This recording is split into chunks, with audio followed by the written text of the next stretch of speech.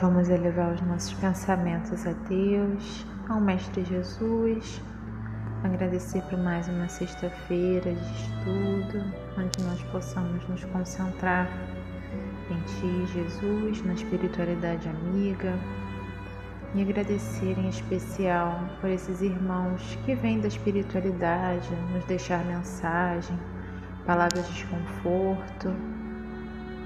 Obrigada pelo trabalho que vocês exercem, obrigada por estar sempre conosco, nos intuindo e nos desejando sempre o melhor. Obrigada, Senhor, graças a Deus. Agora nós vamos ficar com uma historinha e daqui a pouco eu volto para a gente conversar um pouquinho mais sobre ela. Nosso Lar, o livrinho divertido, de Luiz Ru Rivas. Esta é a história de André Luiz. Ele foi um bom médico, mas tinha comportamento egoísta e orgulhoso. Por isso, quando desencarnou e deixou a Terra, foi para um lugar triste e de muito sofrimento no mundo espiritual, chamado Umbral. Clarencio, um espírito de luz, ajudou André Luiz a sair do umbral. André ficou no hospital por vários dias até se recuperar. Quando melhorou, visitou a linda cidade onde passou a morar. Ufa, que alívio! Que lugar é esse? Quem são essas pessoas? Perguntava-se. Os amigos que receberam André explicaram a ele que seu corpo havia morrido, mas ele continuava vivo, agora como espírito. Ele estava na cidade espiritual chamada Nosso Lar e precisava aprender a ser menos egoísta e ajudar a todos. Já sei, disse André, vou fazer novos amigos. E aqui no livro vemos alguns desses amigos de André: Lícis, Dona Laura, Narcisa e Emmanuel. Lícis mostrou os ministérios da cidade, onde os espíritos trabalham. André sentia saudade da família da terra e queria ver sua mulher e filhos. Interessante, exclamou André. Talvez a enfermeira Narcisa me ajude a encontrar um trabalho. Se trabalhar, merecerei ver a minha família. Narcisa contou que, na cidade Nosso Lar, toda a hora trabalhada pelos espíritos nos ministérios é paga com uma espécie de moeda chamada de bônus hora. Não há tempo para perder, pensou André Luiz e começou a auxiliar as pessoas.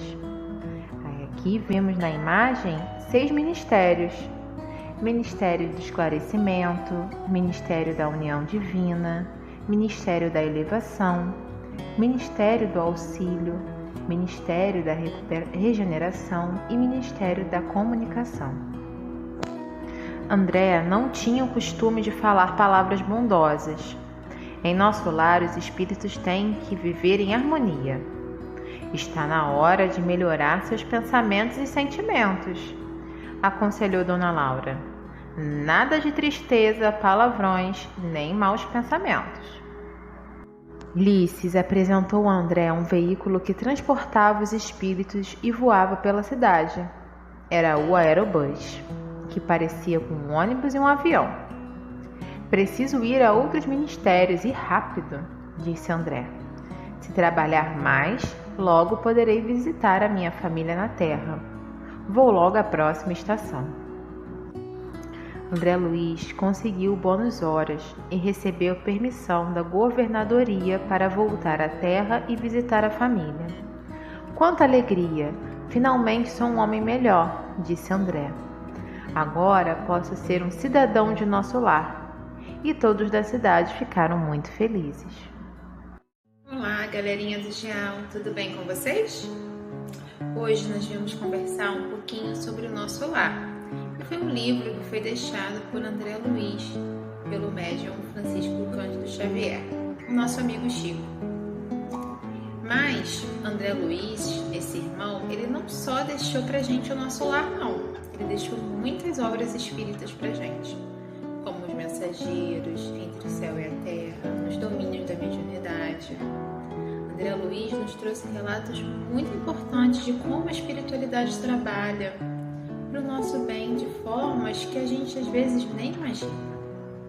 Como eles usam também aparelhos, como nós utilizamos celular, o computador, a espiritualidade também tem aparelhos próprios que nos ajudam em sessões mediúnicas ou quando estamos precisando de um auxílio mais especial.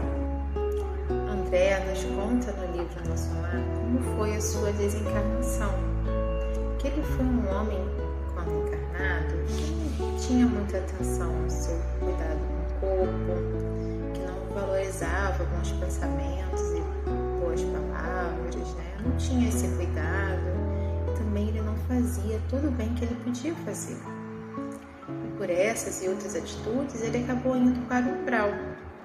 O umbral é uma região, uma zona onde ficam espíritos desencarnados que na sua vida tiveram uma trajetória com ações, sentimentos e pensamentos negativos. Mas ele não ficou lá por muito tempo.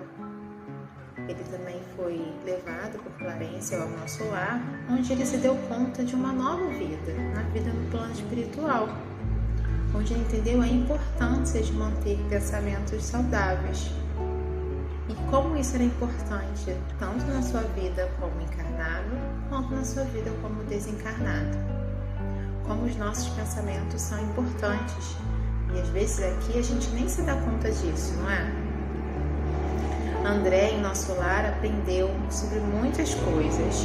Conheceu o aerobus, que a gente mostrou na imagem para vocês aqui na historinha, que era um veículo que ajuda a transportar os espíritos desencarnados lá em Nosso Lar. Tem uma passagem aqui no livro que ele flutua a mais de 5 metros de altura. Vocês acreditam? Nosso Lar foi fundada por portugueses que desencarnaram aqui no Brasil no século XVI. Mas existem outras colônias espirituais aqui no Brasil e também espalhadas no nosso planetinha. Colônias espirituais são cidades no plano espiritual, onde os espíritos desencarnados eles se tratam, estudam, trabalham, enfim, vivem no plano espiritual, reencontram amigos. Bom, gente, esse foi o conteúdo que a gente preparou para trazer para vocês. Espero que vocês tenham gostado, relembrado um pouquinho da história de Nosso Lar. E quem ainda não conhece, tem um filme, Nosso Lar, também tem o filme Dos Mensageiros, que é um outro livro também da obra de André Luiz. Vale muito a pena conhecer e também recomendar para outras pessoas conhecerem um pouco mais desse trabalho desse espírito e divulgar também a doutrina espírita. Beijo em todos e uma excelente semana. Tchau, tchau.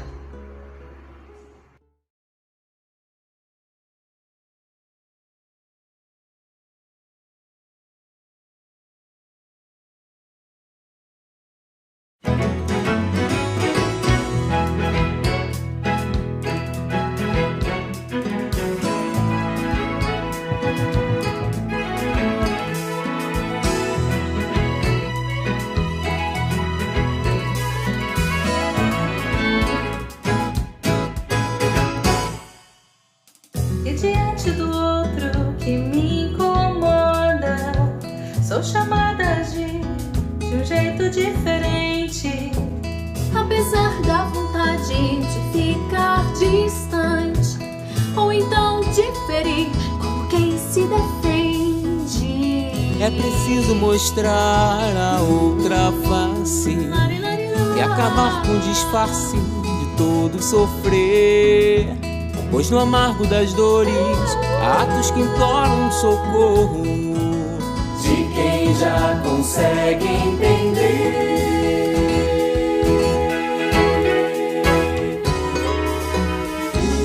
Acolhe com mãos de carinho, mesmo com o risco da incompreensão.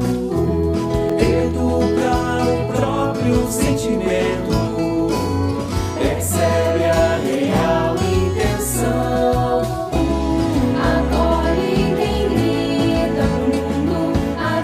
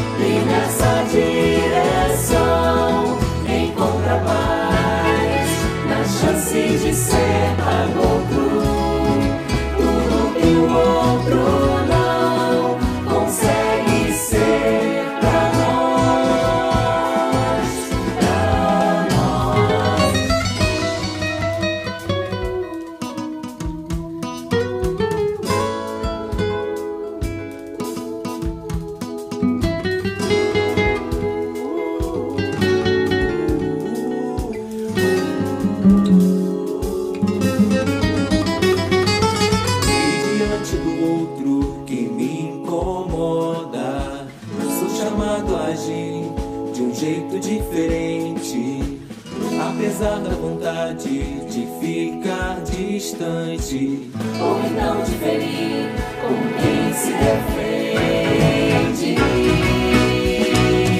É preciso notar que a outra face é bem mais que disfarce, bem mais que sofrer. E se as dores do outro refletem aquilo que faço, que fiz ou deixei de fazer.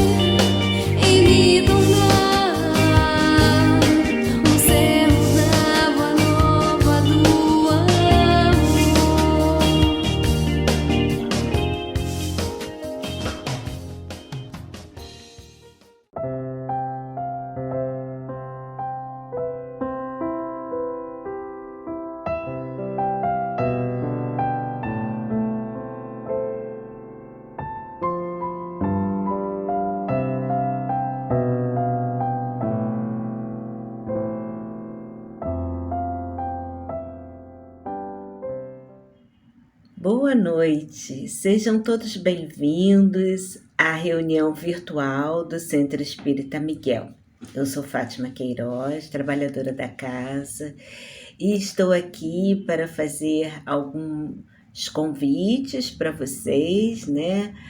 E também dizer que essa reunião virtual sempre tem uma recepcionista que fica acompanhando a reunião, e após a prece final, quem quiser tirar dúvidas com ela a respeito do funcionamento da casa, ela também fica à disposição, tá bom? Então, o convite de hoje é para acessarem a nova edição do Jornalzinho do Centro, né? Ceareiro de Miguel. O nosso centro, ele tem várias atividades, vários cursos, reuniões públicas presenciais. Então, é bem importante que vocês conheçam, para quem ainda não conhece, né? Conheçam as atividades que são oferecidas, atendimento fraterno, virtual e presencial, e evangelização, cursos, enfim. Também dispõe de uma biblioteca com muitos livros para serem, né, que a gente pode pegar emprestado, né, com critério lá da casa, né? Então a gente convida essa aproximação também com a casa, tá bom? Bem, hoje nós teremos o nosso companheiro Arthur Mondaini, que vai nos falar do tema Eu não vim trazer a paz, mas a divisão. Temos a certeza que serão ótimas reflexões que o Arthur vai trazer para a gente, né? E que nós vamos sair, né, dessa reunião bem harmonizados, que nossos pensamentos estejam em sintonia com as vibrações dos companheiros espirituais. Fiquem em paz. Que Jesus, nosso Mestre, possa estar ao nosso lado onde estivermos. Boa noite.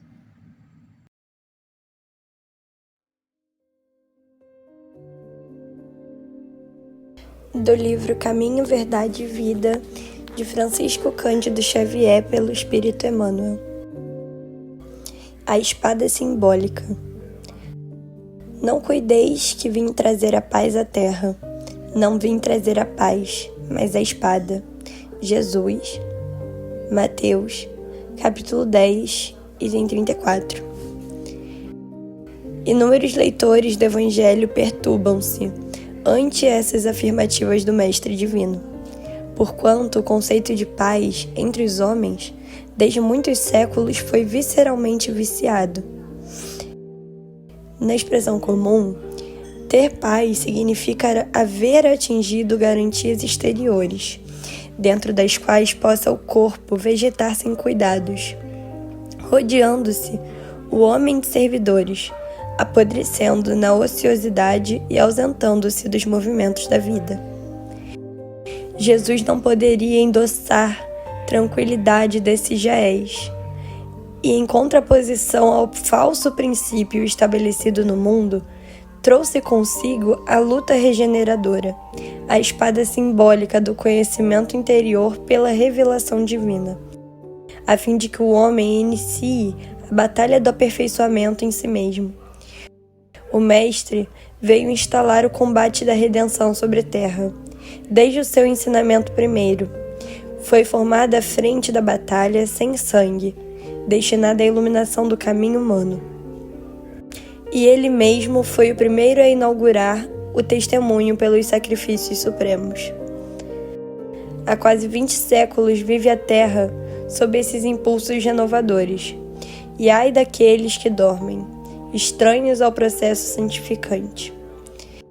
Buscar a mentirosa paz da ociosidade é desviar-se da luz, fugindo à vida e precipitando a morte.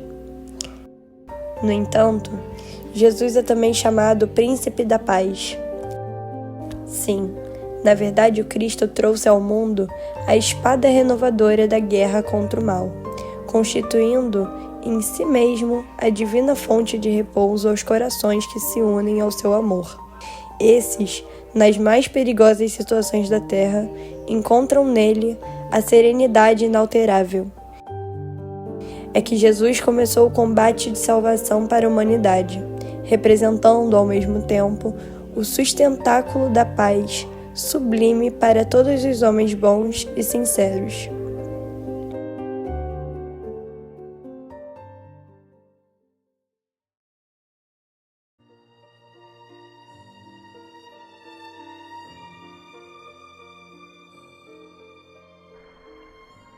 Pai amado, mais uma vez aqui nos encontramos reunidos em Teu nome, para podermos agradecer por tudo que nos tem concedido.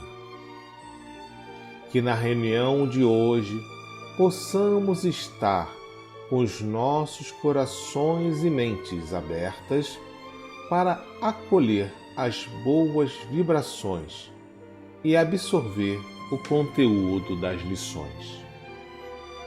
Amigos espirituais que aqui se encontram conosco, nos ajudem a melhor compreender o que for dito hoje e que as bênçãos aqui derramadas possam nos trazer o conforto e o refrigério que necessitamos. Que a reunião de hoje possa transcorrer em harmonia e que os trabalhos possam ser executados na sua plenitude.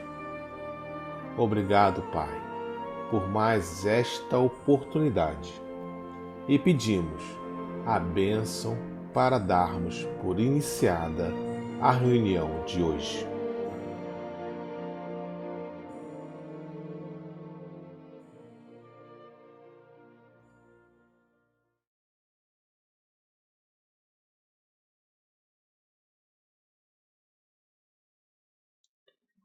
Olá, queridos irmãos e irmãs. É sempre um prazer estar aqui com vocês nessa oportunidade. Hoje falaremos do tema Não Vim Trazer a Paz, mas a Divisão, que está no Evangelho segundo o Espiritismo, capítulo 23, que tem por título Estranha Moral, itens 9 a 18. E aí, o que o Evangelho nos traz a respeito de não vir trazer a paz, mas a divisão? Kardec traz duas passagens de Jesus. Na primeira, que é de Mateus, ele traz o seguinte: Não penseis que eu tenha vindo trazer a paz. Não vim trazer a paz, mas a espada. Porquanto vim separar de seu pai o filho, de sua mãe a filha, de sua sogra a nora. E o homem terá por inimigos os de sua própria casa. Na segunda passagem, que é uma passagem que está em Lucas, ele traz o seguinte: Vim para lançar fogo à terra, e que é o que desejo, senão que se acenda. Tenho de ser batizado com um batismo, e quanto me sinto desejoso de que ele se cumpra. Julgais que eu tenha vindo trazer paz à terra? Não, eu vos afirmo, ao contrário, vim trazer a divisão. Pois doravante, se acharem numa casa 5 pessoas, estarão elas divididas, umas contra as outras, 3 contra 2 e 2 contra 3. O pai estará em divisão com o filho, e o filho com o pai, a mãe com a filha, e a filha com a mãe, a sogra com a nora, e a nora com a sogra. Está em Lucas. Então, são duas passagens que, à primeira vista, parece que Jesus veio trazer confusão à Terra, né? E por isso que estamos no capítulo que fala sobre a estranha moral. Porque causa, num primeiro momento, certa estranheza as palavras de Jesus. Mas aí vem Kardec, no item 11, dizendo o seguinte: será mesmo possível que Jesus, a personificação da doçura e da bondade, que não cessou de pregar o amor do próximo, haja dito: não vim trazer a paz, mas a espada, vim separar o pai do filho, do esposo à esposa, vim lançar fogo à terra e tenho pressa que ele se acenda? Não estarão essas palavras em contradição flagrante com os seus ensinos? Não haverá blasfêmia em lhe atribuírem a linguagem de um conquistador sanguinário e devastador? E aí o próprio Kardec responde: não há blasfêmia, nem contradição nessas palavras, pois foi mesmo ele quem as pronunciou, e elas dão testemunho de sua alta sabedoria. apenas um pouco equívoca. A forma não lhe exprime com exatidão o pensamento, o que deu lugar a que se enganassem relativamente ao verdadeiro sentido delas. Tomadas à letra, tenderiam a formar a sua missão, de toda de paz, noutra de perturbação e discórdia, consequência absurda que o bom senso repele, porquanto Jesus não podia desmentir-se. E aí Kardec até sugere ver o capítulo 14, item 6. O capítulo 14 é o capítulo onde fala da família, né? Onde fala lá de honrar pai e mãe, né? Enfim, os textos que falam a respeito da relação de pais e filhos, piedade filial e muitos outros, tá? Então, dando continuidade, destaquei aqui o trecho onde Kardec diz: apenas um pouco equívoca a forma não lhe exprime com exatidão o pensamento, o que deu lugar a que se enganasse relativamente verdadeiro sentido delas. Então, o que será que Kardec queria dizer com isso, né? E aí eu trouxe aqui um trecho de perguntas que estão lá no livro O Consolador, que são respondidas por Emmanuel. E aí diz o seguinte, na pergunta 304 do Consolador: qual o espírito desta letra? Não cuideis de vir trazer a paz à terra. Não vim trazer a paz, mas a espada.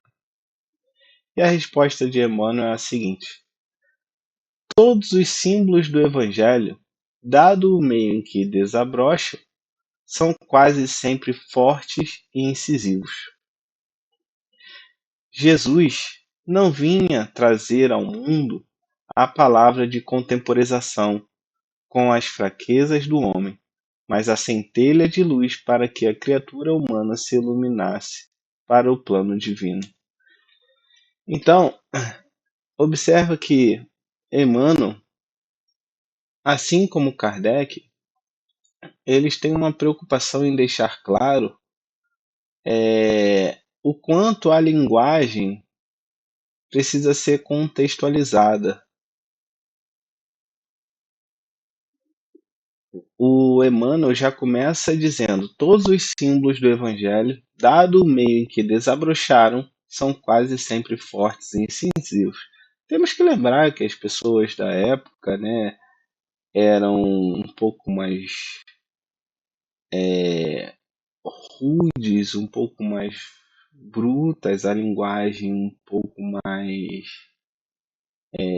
como diz ali, forte, incisiva. Então, o que hoje para a gente soa um tanto quanto grosseiro, inadequado, naquela época não tinha nenhum mal, não tinha nenhum problema em ser expresso de tal forma. Então, naturalmente, a ideia que Kardec traz ali, um pouco equívoca, a forma não lhe exprime com exatidão o pensamento, o que deu lugar a que se enganassem relativamente ao verdadeiro sentido delas. Isso quer dizer o quê? Que, olha, quando traduz, quando vem para os dias atuais, fica pesado o texto, fica diferente. E aí acaba tendo equívocos na interpretação. Porque hoje em dia não cabe tanto, né? Assim como nas línguas, quando uma pessoa vai aprender a falar outra língua, muitos textos que são comuns de falarmos ficam difíceis de serem interpretados em outras línguas por conta das figuras de linguagem. Por exemplo, nós brasileiros temos um certo costume de falar fulano comeu o prato todo. O que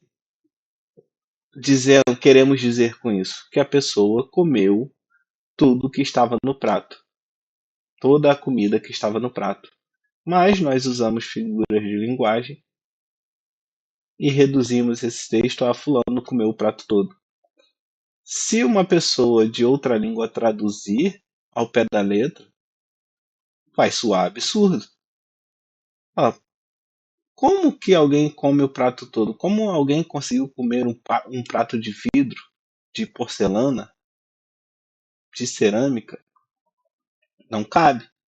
E aí o que a pessoa precisa fazer no momento da tradução? Contextualizar.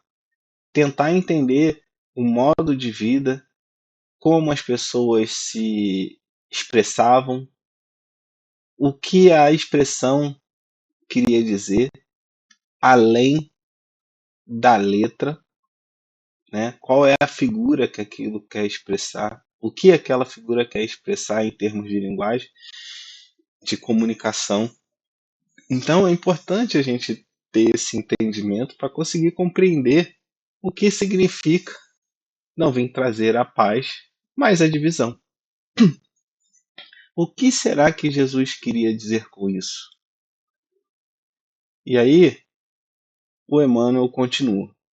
E a lição sublime do Cristo, ainda e sempre, pode ser conhecida como a espada renovadora, com a qual deve o homem lutar consigo mesmo, extirpando os velhos inimigos do seu coração, sempre capitaneados pela ignorância e pela vaidade, pelo egoísmo e pelo orgulho.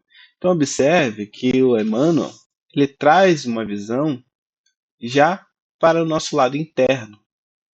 Ou seja, ele quer dizer o quê? Olha, a espada é a luta renovadora, né? Aquela luta representa a luta que nós vamos ter contra nós mesmos. Porque a partir do momento que Jesus traz uma ideia nova, que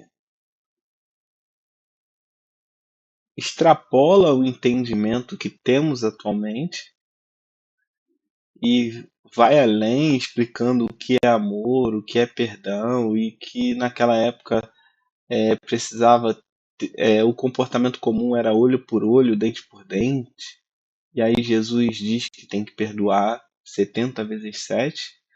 Até a pessoa conseguir entender isso e mudar o comportamento é uma luta íntima muito grande. Então o Emmanuel nos diz o seguinte: extirpando, vamos lá, com o qual deve o homem lutar consigo mesmo, extirpando os velhos inimigos do seu coração. Então nós temos que tirar aqueles valores antigos, aquelas convicções, aqueles atavismos, para conseguir se tornar um homem novo, um homem diferente, um homem seguidor do Cristo. Não tem como seguir o Cristo sem luta interna. Nós temos que passar por muitas construções, por cima de muitas construções sociais, por cima de muitos conceitos equivocados da sociedade e até nossos mesmos como indivíduos, para poder seguir o Cristo. Já Kardec, ele vem trazer a seguinte ideia: toda ideia nova forçosamente encontra oposição e nenhuma há que se implante sem luta. Ora, nesses casos, a resistência é que sempre proporcional à importância dos resultados previstos, porque quanto maior ela é, tanto mais numerosos são os interesses que ferem. Se for notoriamente falsa, se a julgam isenta de consequências, ninguém se alarma. Deixam-na todos passar, certo de que lhe falta vitalidade. Se, porém, é verdadeira, se assenta em sólida base, se lhe prevêem o futuro, um secreto pressentimento adverte os seus antagonistas de que constitui um perigo para eles e para a ordem de coisas, em cuja manutenção se empenham. Atira-se, então, contra ela e contra os seus adeptos.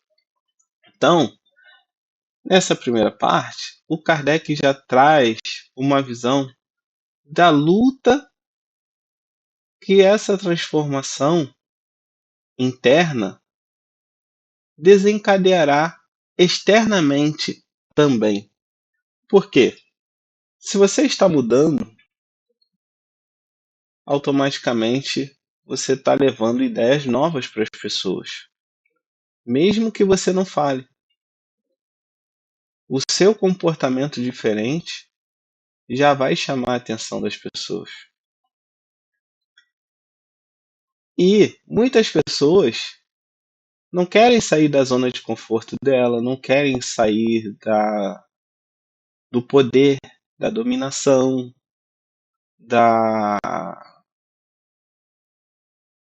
sua posição de doutor da lei.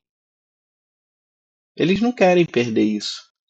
Quando Jesus traz uma ideia nova, quando traz essa ideia nova, ele está indo, ou melhor, derrubando todos esses conceitos antigos. E essas pessoas, elas vão perder suas posições, porque começa a não fazer mais sentido. E aí Kardec fala que se essas ideias são verdadeiras, se assentam em sólidas bases, se lhe prevêem o futuro, um secreto sentimento adverte os seus antagonistas de que constitui um perigo para eles e para a ordem de coisas em cuja manutenção se empenham. Então eles não querem perder o status, a posição social, e aí começam a querer lutar contra aquilo e fazer com que aquilo não cresça. Então, naturalmente, quando a gente muda, nós vamos tirando pessoas da zona de conforto, e essas pessoas, se não quiserem sair da zona de conforto, elas vão brigar para ficar tudo como está. Elas não querem mudança, né? Então Kardec traz aqui essa questão. E continuando, ele diz: assim, pois, à medida da importância e dos resultados de uma ideia nova, se encontra na emoção que o seu aparecimento causa, na violência da oposição que provoca, bem como no grau e na persistência da ira de seus adversários. Então ele mostra, olha, quanto mais uma pessoa vai contra a uma determinada situação, sinal é de que essa ideia nova é importante.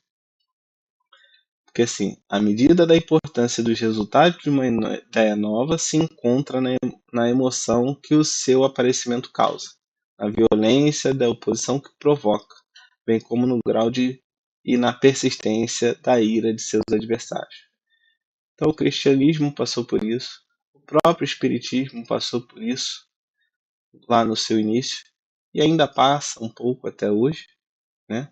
Claro que bem menos, mas os livros espíritas foram inclusive rasgados, né? Saindo da França para a Espanha, queimados.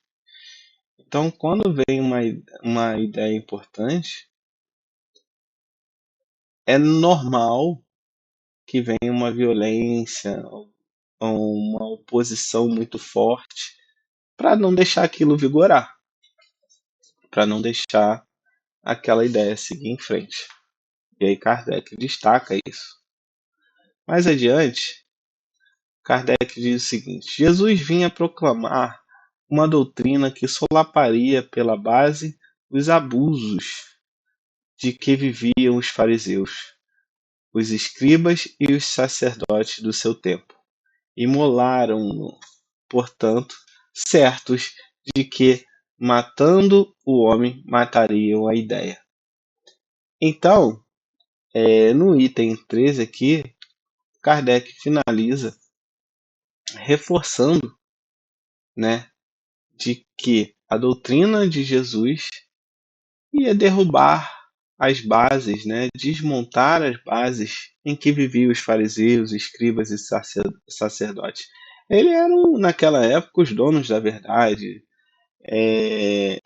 Ninguém ia contra o que eles diriam que é verdade ou não. Eles ditavam as regras da época.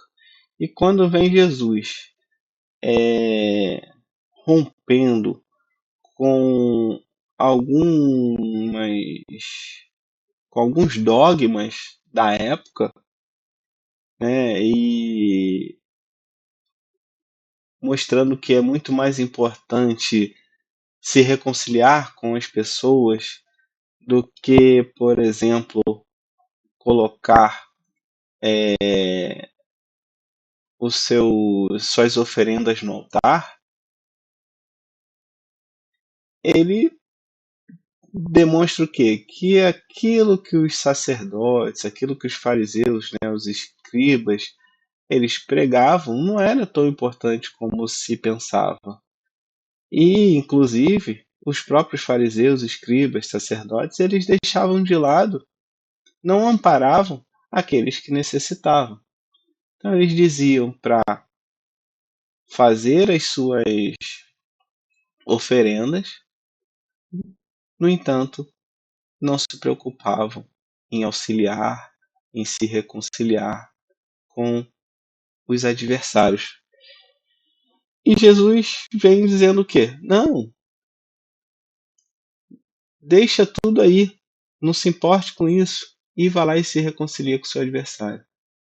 Então isso vai tudo, essa e muitas outras são ideias que vão contra o que esses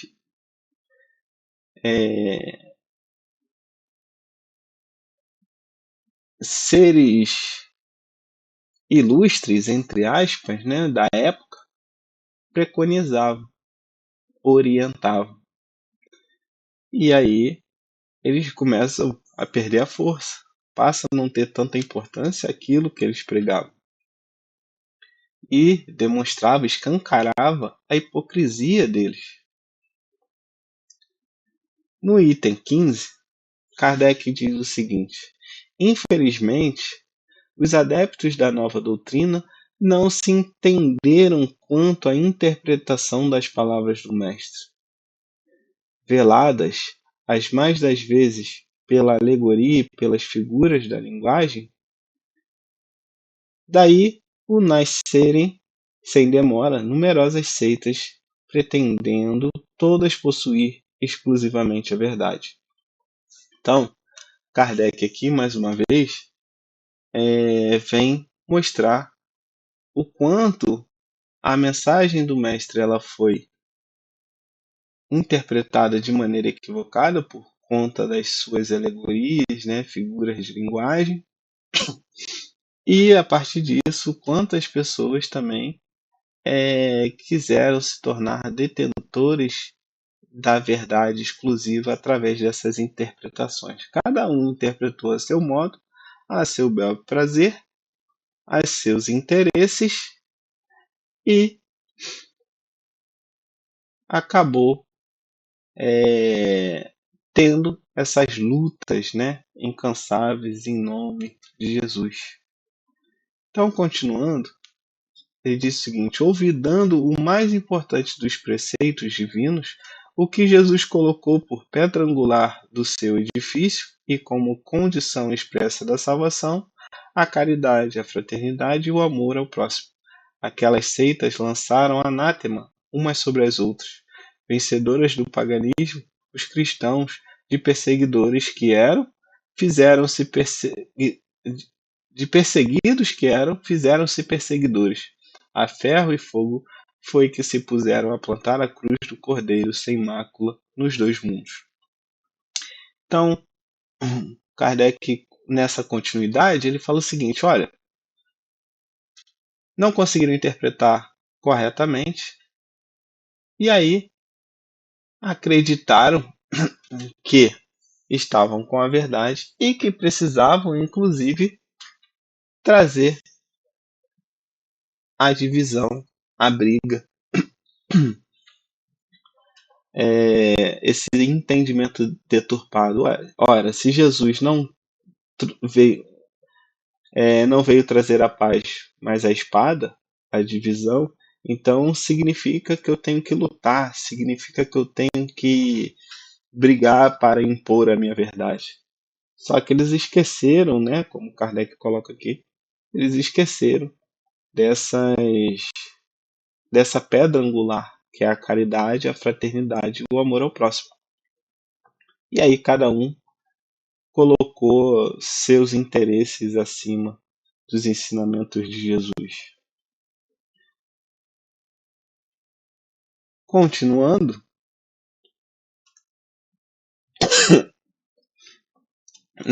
na pergunta 305 do livro O Consolador, vem a seguinte pergunta. A afirmativa do mestre, porque eu vim pôr em divisão o filho contra seu pai, a filha contra sua mãe e a nora contra sua sogra, como deve ser compreendida em espírito e verdade? E aí vem a resposta de Kardec. Ainda aqui temos que considerar a feição antiga do hebraico, com a sua maneira vigorosa de expressão. Ou seja, o Emmanuel ele faz novo destaque à maneira como eles se expressavam no hebraico, demonstrando a importância de estar atento à linguagem. E aí ele continua: seria um absurdo admitir que o Senhor viesse estabelecer a perturbação no sagrado instituto da família humana, nas suas elevadas expressões afetivas, mas sim que os seus ensinamentos consoladores seriam o fermento divino das opiniões, estabelecendo os movimentos naturais das ideias renovadoras, fazendo luz no íntimo de cada um, pelo esforço próprio, pela felicidade de todos os corações. Continuando no Evangelho, no item 15, Kardec faz a seguinte pergunta: cabe a culpa à doutrina do Cristo? E aí,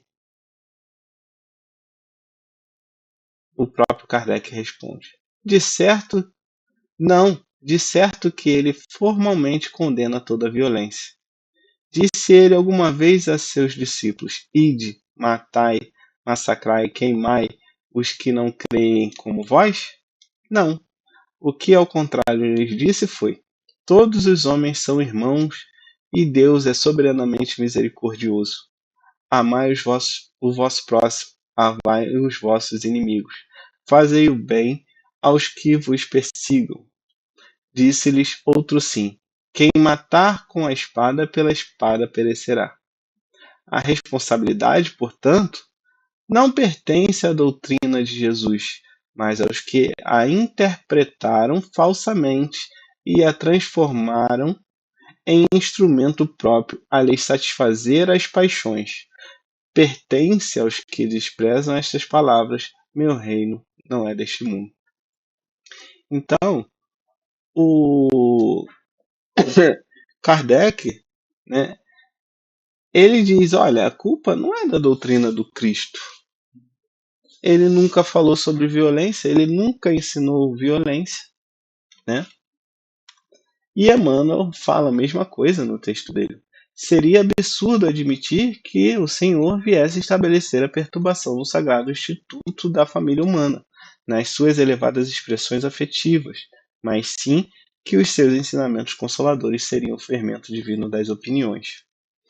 Então, o Emmanuel quer dizer o seguinte: olha, esse fermento divino das opiniões é assim: você tem uma coisa nova, um conceito novo, e aí a sua opinião passa a ser outra, vai divergir da opinião da sua família, vai divergir da opinião do seu pai, vai começar a divergir da opinião da sua mãe, da sua sogra, da sua nora, e por aí vai. Então é normal que comece a ficar uns contra os contra não, né?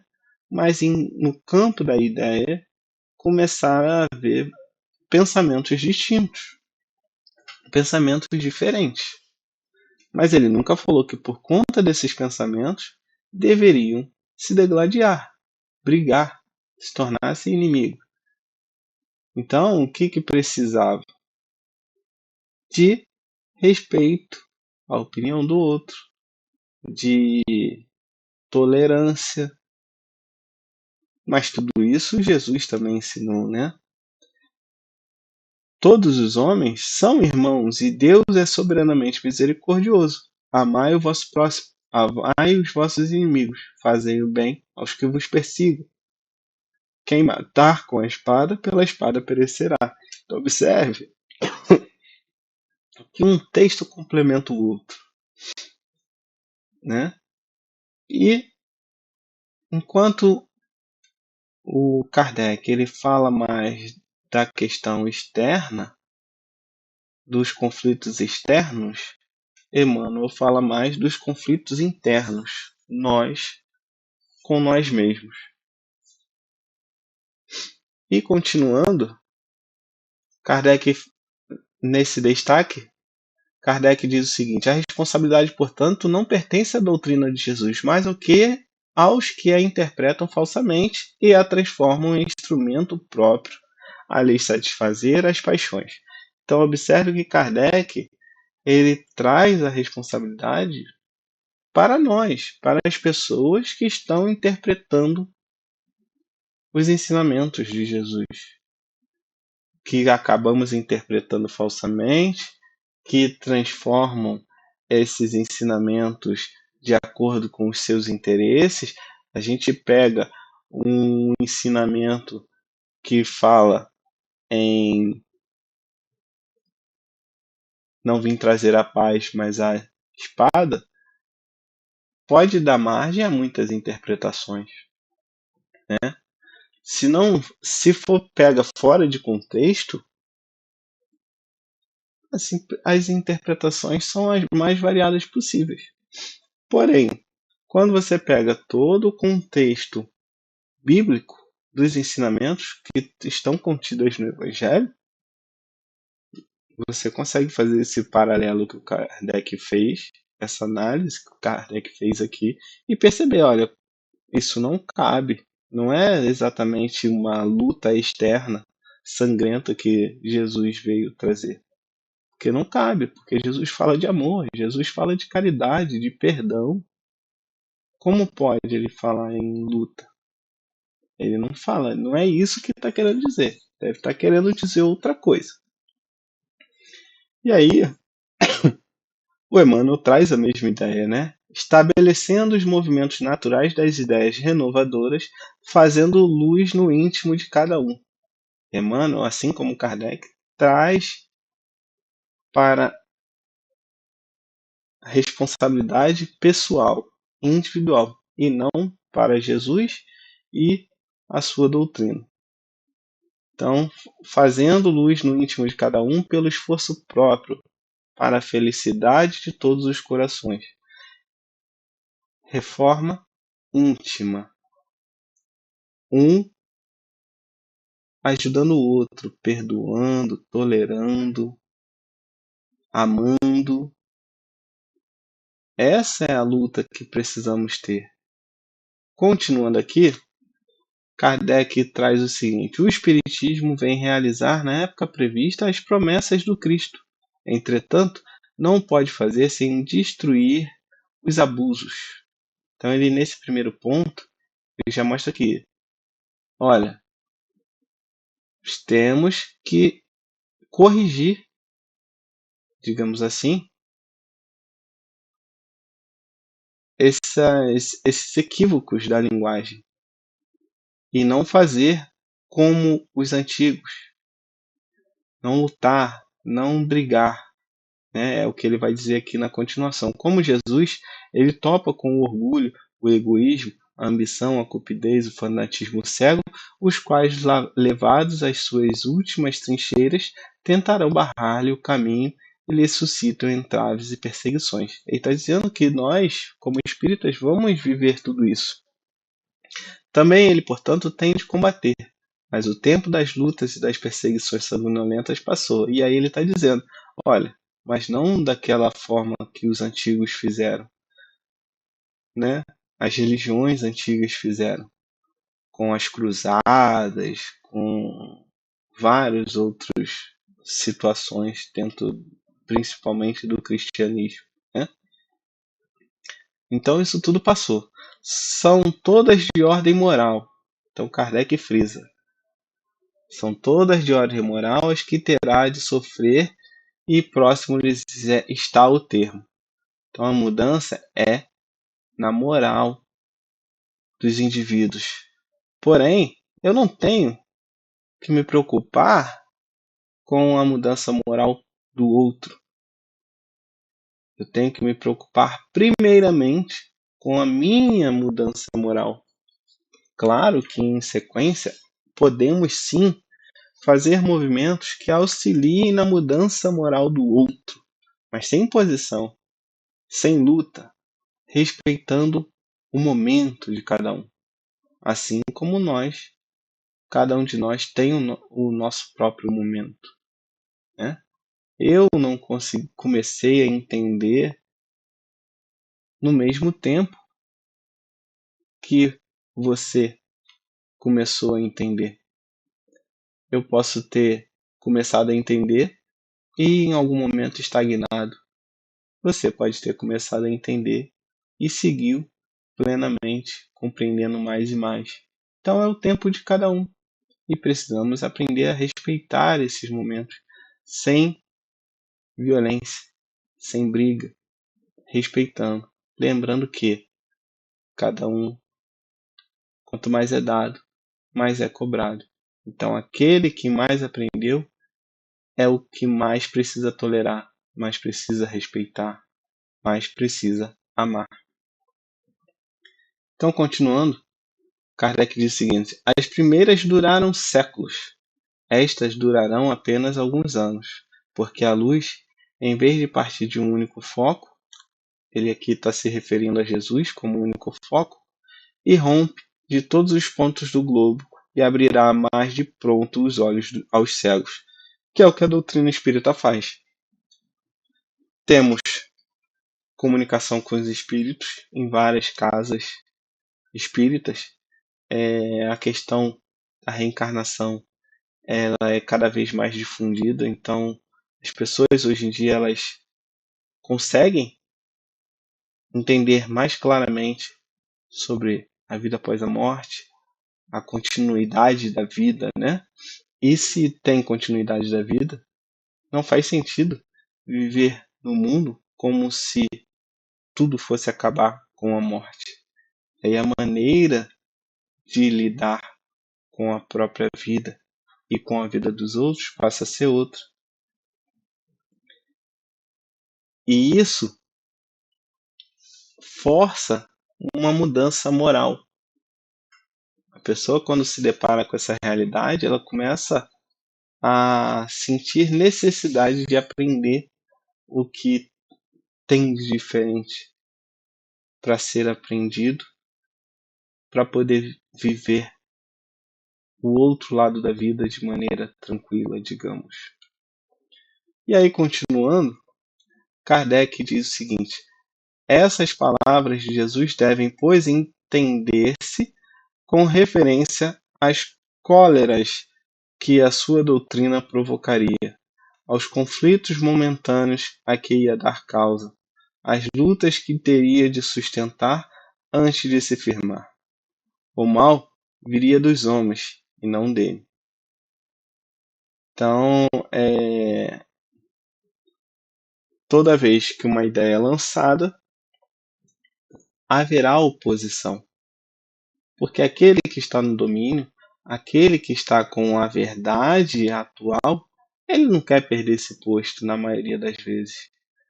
Não tem humildade suficiente para olhar e falar: olha, realmente tudo que veio até aqui está equivocado. O que eu ensinei para vocês que era dado como certo, não está mais tão certo assim. Não é tão simples, né? A pessoa reconhecer isso tudo. Então ela prefere o quê? Se opor, lutar, brigar, assim como fizeram com Jesus. Botaram Jesus na cruz para quê? Tentar calá-lo e ninguém perder suas posições. O próprio Roma não tinha nada contra Jesus, né? Quem fez com que Jesus fosse para a cruz foi o Sinédrio, né? Foram os sacerdotes da época, os doutores da lei. Então,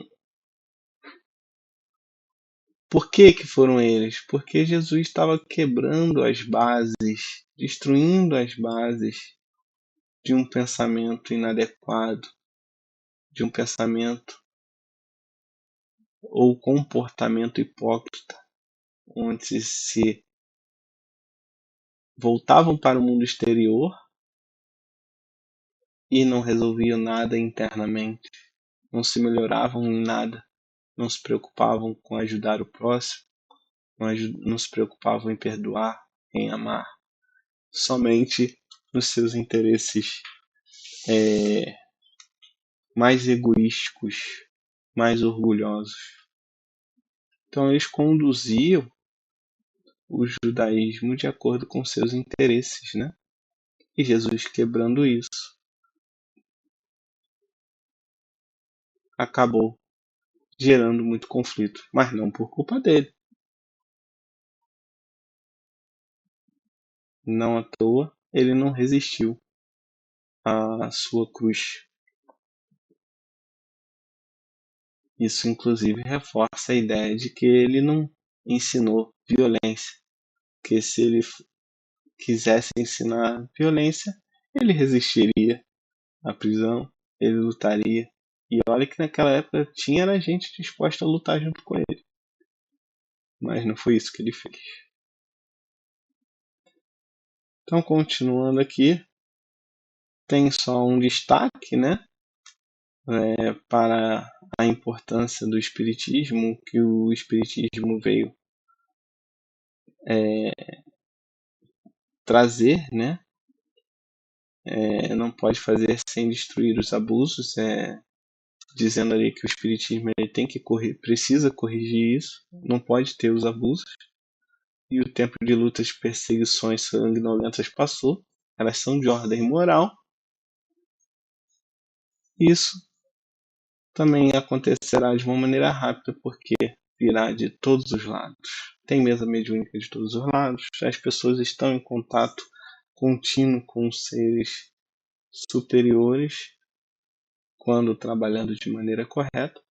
Então, temos muito contato, né, com o ensinamento superior, digamos assim. Então, continuando, né, tenho destaque aí para essa questão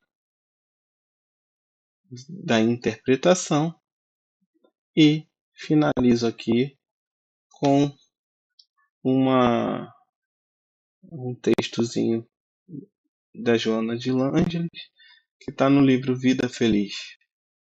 Luta íntima. Há uma permanente luta íntima quando o homem se resolve por abraçar a vida nobre. Quais dois exércitos em fúria no campo mental surgem constantes confrontos. Então, o que a Joana quer dizer com isso? Olha, quando você quer se voltar para o bem, para a vida nobre, e quer deixar aquela vida antiga para trás, aquela vida de equívocos, vai existir essa luta íntima. Por que vai? É o seu eu antigo contra o seu novo eu. Principalmente nas questões dos vícios de todas as naturezas, vícios sexuais, sensações com alimentação, vícios químicos, e os mais variados, né, com as telas, jogos eletrônicos e por aí vai. Precisamos deixar esse mundo das sensações de lado para abraçar essa vida nobre. Então é um confronto íntimo muito grande, onde precisa também passar por cima de orgulho, vaidade, egoísmo, né? Então, se a gente quer sair do buraco que a gente se encontra, a gente precisa se reforçar intimamente, se reconstruir, a reconstruir as nossas emoções, reconstruir os nossos valores, reconstruir os nossos conceitos, reconstruir as nossas ideias. Precisamos estar abertos ao novo. Não é aceitar a qualquer maneira, mas avaliar, pensar o que aquilo realmente está nos dizendo e não simplesmente se fechar, não quero saber, pronto, acabou. Então é isso, pessoal. Agradeço pela oportunidade. Uma ótima semana a todos. Fiquem com Deus. Graças a Deus. Graças a Jesus.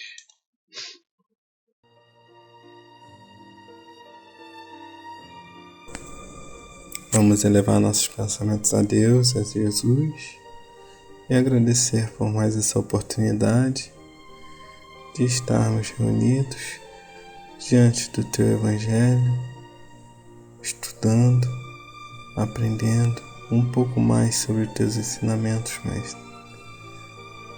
Muito obrigado por esta oportunidade, mas que principalmente consigamos colocar os Teus ensinamentos em prática, corrigindo os equívocos, sem deixar nossos interesses mais íntimos e inferiores se sobressaírem aos Teus ensinamentos. Muito obrigado, Mestre, por tudo que nos tem feito, por todo auxílio, por todo amparo, e que possamos a cada dia nos conscientizar e nos melhorar mais e mais. Graças a Deus, graças a Jesus.